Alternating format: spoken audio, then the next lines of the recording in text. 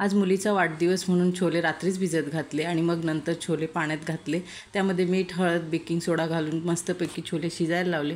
मैदा घेतलेला आहे, रवा, मीठ, साखर, बेकिंग सोडा आणि दही घालून पीठ छान मळून घेतलेलं आहे आणि नंतर त्याला तेल लावून 1-1.5 तासासाठी बाजूला ठेवलं। आता छोल्याची तयारी करूया। त्यासाठी आपल्याला इथे लागणार आहेत कांदे, टोमॅटो छान चिरून घेतलेले आहेत।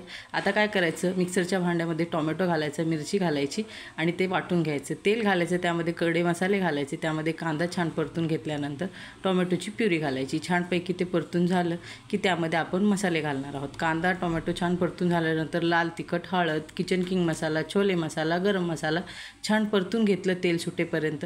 त्यामध्ये थोडेसे छोले कुस्करून घातले आणि उरलेले छोले त्यामध्ये घातले। हवं तितकं पाणी घालायचं आणि मस्तपैकी इथे छोल्याला उकळी येत आहे। वरून कसुरी मेथी कुस्करून घालायची आणि भरपूर कोथिंबीर घालायची। इथे चटपटीत छोले तयार आहेत। आता आपण भटुरे करायला घेणार आहोत। भटुऱ्याचं पीठ पुन्हा एकदा मळून घेतलं, छान गोळे तयार करून घेतले, तेल तापायला ठेवलं, पोळपाटाला तेल लावलं, हाताने पसरून घेतले भटुरे आणि मस्तपैकी कडकडीत तेलामध्ये छान तळून घेतलेले आहेत।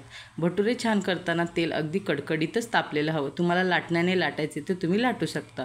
पुरीसारखे छानपैकी भटुरे टम्म फुगलेले आहेत। आता तुम्ही बघू शकता इथे माझे भटुरे किती सुंदर झालेले आहेत। इथे छोले भटुरे तयार आहेत। रेसिपी आवडली तर लाईक, शेअर, सबस्क्राईब नक्की करा। रेसिपी पाहिल्याबद्दल धन्यवाद।